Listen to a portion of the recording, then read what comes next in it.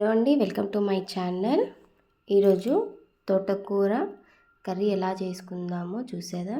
ముందుగా కడాయిలో 2 table spoon oil వేసుకోవాలి. అలాగే ఆవాలు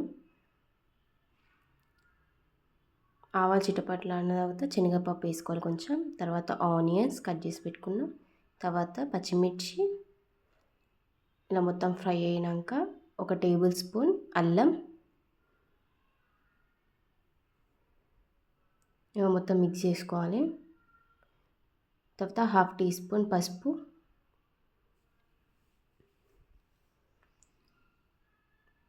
ఒక రెమ్మ కరివేపాకు వేసుకోవాలి.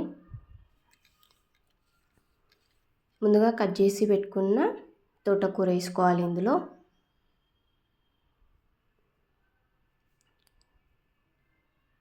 మొత్తం ఫ్రై చేసుకోవాలి.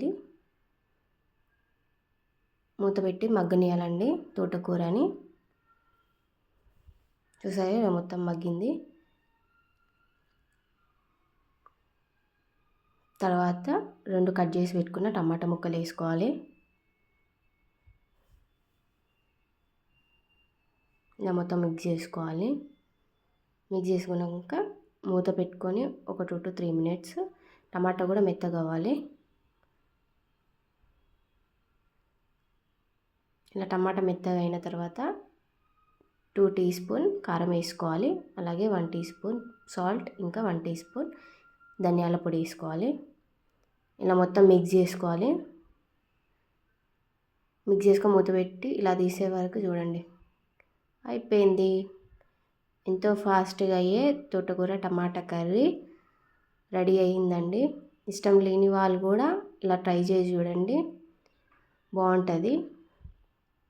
ఈ వీడియో కనుక మీకు నచ్చినట్టయితే please like, share and subscribe to my YouTube channel. Thank you.